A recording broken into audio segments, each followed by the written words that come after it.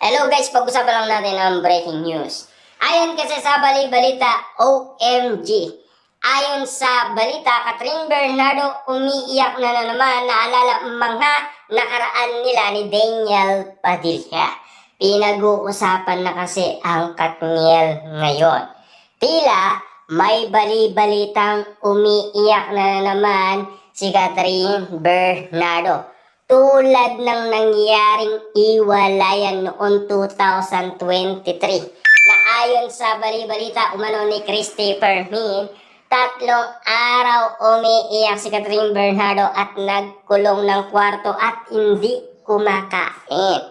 Siyempre, masakit yun para kay Catherine Bernardo dahil nagkaiwalay sila ng kanyang boyfriend na si Daniel Padilla. Siyempre, 11 years nga naman kasi ang tinagal ng kanilang relationship.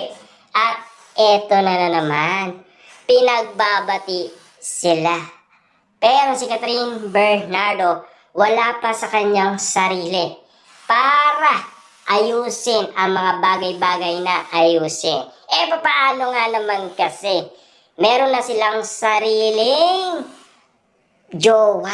Na alam niyo naman siguro, si Catherine Bernardo, Mayor Mark Alcala, at si Daniel Padilla ay si Kyla Estrada. Pero, wala pang formal na pag-amin.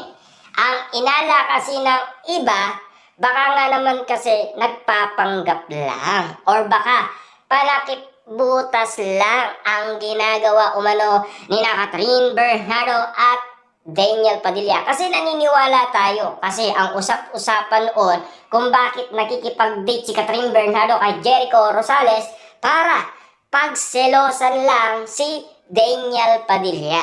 At syempre, may balita din naman kasi kay Daniel Padilla noon. Kasi may mga nakakasama din na mga babae si Daniel Padilla. Kumbaga mga fans. Pinagsiselos niya rin si Catherine Bernardo. Kaya nga naman kasi kapansin-pansin bakit pa sila magpapanggap kung talagang mahal naman nila ang isa't isa. Kung talagang sila ay para sa isa't isa, pero within action ginagawa pa rin nila ang mga alaala ng kanilang mga binigay sa isa't isa ay buhay na buhay pa rin at alagang-alaga nila.